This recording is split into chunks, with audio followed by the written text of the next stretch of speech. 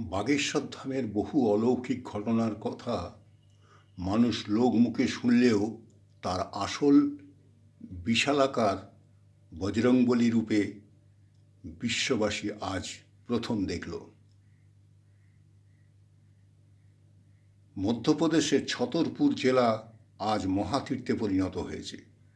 প্রতিদিন লক্ষ লক্ষ মানুষের ঢল আর উন্মাদনা যেন সারা বিশ্বকে এক সূত্রে বেঁধেছে। বাগেশ্বর ধামের প্রতি মানুষের বিশ্বাস আর বাবা ধীরেন্দ্র ব্রহ্মচারীর দর্শন পেতে মানুষের ব্যাকুলতা চোখে না দেখলে বলে বিশ্বাস করানো কঠিন। সারা পৃথিবী আজ বাগেশ্বর ধামমুখী।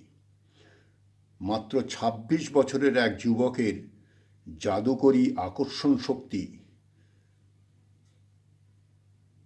সারা বিশ্বের সমস্ত ধর্মের মানুষকে যেন এক সূত্রে বেঁধেছে।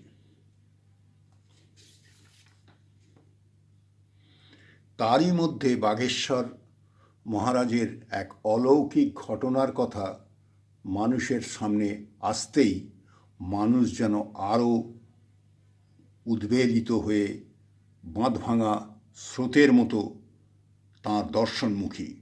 একবার তার দর্শন করতে মানুষ আজ পাগল। তার সেই অলৌকিক ঘটনার কথা আপনাদের পরের ভিডিওতে ব্যাখ্যা করব।